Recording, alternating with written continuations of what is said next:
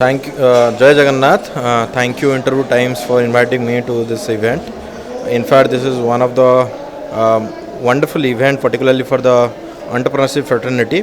And what I believe, Interview Times is one of the dedicated media house that is actually fostering the culture of entrepreneurship in the state and for a long time.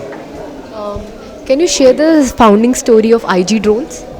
Okay, IG Drones basically started from the campus of BSSOT Burla, while me and my co-founder Om Prakash were students there, and we started this company by got the motivation like people think like we cannot sell.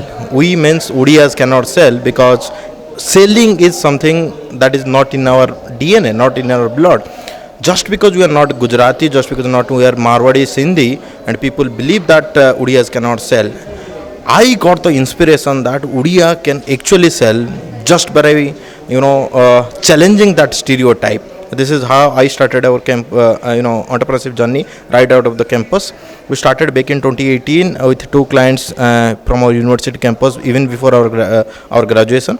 Currently, 5.5 years down the line, we are serving 300 plus large enterprises all across India. Thank you, sir. Thank you very much.